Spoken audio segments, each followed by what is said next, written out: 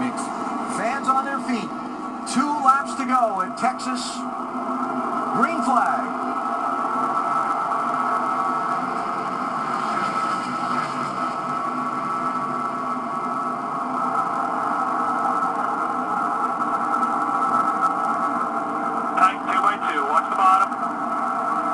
Jimmie Johnson clears around the outside.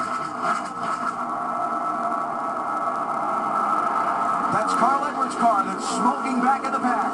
We stay under green.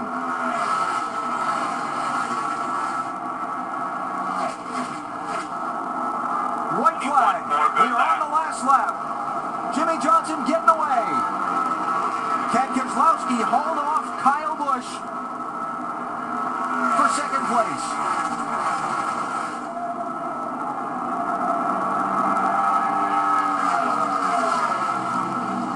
To the inside in the final corners.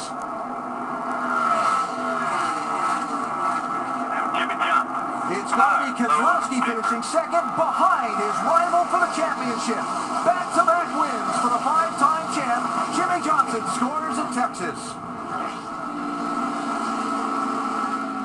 Well done, everybody. Well done. What a race. Unbelievable. Unbelievable. I think Jimmie Johnson learned something from the restart before, because you could see how hard he was able to get back in the gas and clear Brad Keselowski on that restart off of turn 2. Yeah, I think Keselowski did all he could on the tires he had. He had those right sides. It was really kind of an unfair fight, but he did a really good job racing Jimmie Johnson there and holding off Kyle Busch. Yeah, once again. Like this on, 2 more of these victories we got to get. We got a big one waiting for us. Yeah, maximum points today. Once again, that's what this 48 is best at. Done it 2 weeks in a row. He did that one on purpose, boy. He actually, he had his mindset on taking that lead, and he wasn't going to settle for anything but. It's just so incredibly difficult to do as a driver whenever you don't have really the preferred line, but to just make that commitment as to what you're going to do to try to get the lead before you give that other car and driver an opportunity as you go down into the next corner. And think about all the ups and downs of this race for just these top 2 in the championship, right? Johnson dominant early, slipped back a little bit, then came back to the front late. Jimmie Johnson with a Goodyear superior performance today. Maximum points, as you mentioned, led the most laps, but boy, did he have to race hard to earn that trophy.